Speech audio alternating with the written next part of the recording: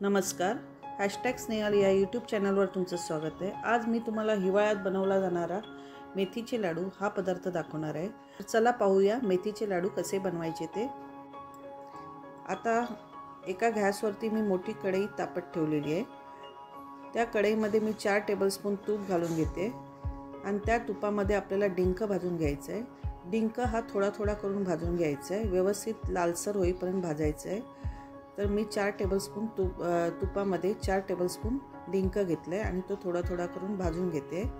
बघा याप्रमाणे आपण तो सगळा डिंक भाजून घ्यायचा आहे आणि आता तो हाताने थोडासा चुरून घ्यायचा आहे.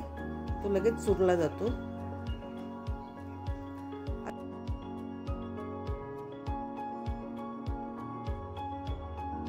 आता त्या उरलेल्या तुपामध्येच आपल्याला डाळीचं पीठ भाजून घ्यायचं आहे. हे मुगाच्या डाळीचं पीठ आहे. थोडंसं जाडसर आहे, एकदम बारीक नाही आहे.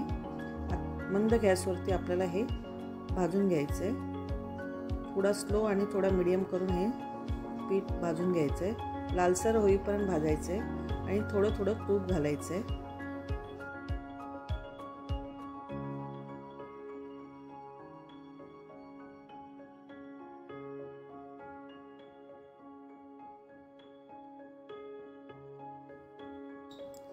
याप्रमाणे आपण त्याला कंटिन्यू हलवत भाजून घ्यायचं आहे.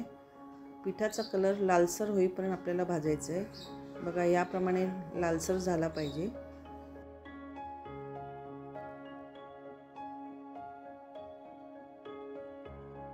आता या स्टेजमध्ये आपण डेसिकेटेड कोकोनट 100 ग्रॅम घालून घेणार आहोत. जर डेसिकेटेड कोकोनट तुमच्याकडे नसेल तर तुम्ही सुकं खोबरं मिक्सरला लावून ते बारीक वाटून घेऊ शकता आणि ते टाकू शकता. हे खोबरं पण त्यामध्ये भाजून घेऊया, म्हणजे आपला कडवटपणा निघून जाईल. सुकं खोबरं आपलं चांगलं भाजून निघालं आहे. 1.5-2 मिनटं लागतात आणि त्यानंतर आपण जे फ्राय केलेलं डिंक होते ते पण मिक्स करून आपण गॅसची फ्लेम बंद करून घ्यायचं आहे आणि थंड करायला ठेवूया. आता एक कढई ठेवून आपण त्यामध्ये 2 टेबलस्पून तूप घालून घेणार आहोत आणि मेथी पावडर घेतली आहे. मेथी पावडर आपल्याला 25 ग्राम घ्यायची आहे. जर तुम्हाला जास्त कडवटपणा पाहिजे असेल मेथीच्या लाडवात तर आपण 50 किंवा 40 ग्राम घालू शकता. तर आपण मेथी पावडर चांगली त्या तुपामध्ये परतून घेतो आहे.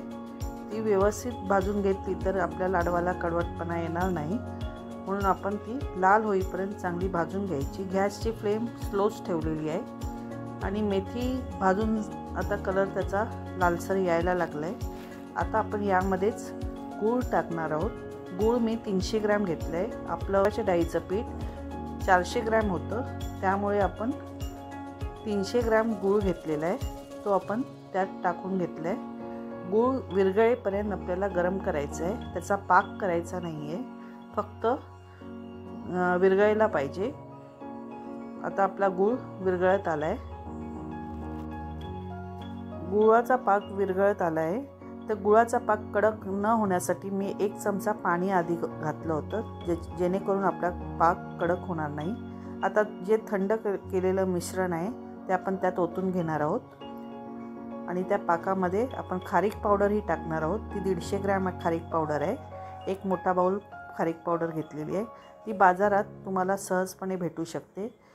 जर खारीक पावडर बारीक तुम्हाला करायची असेल तर खारीक तुम्ही थोडेसे गरम करून मिक्सरला सुद्धा बारीक करू शकता.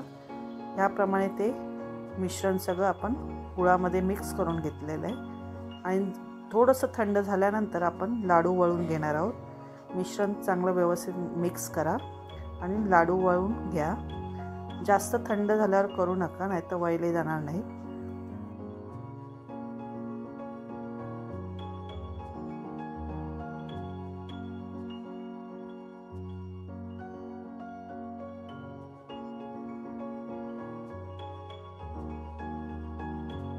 याप्रमाणे आपले लाडू तयार झाले आहेत.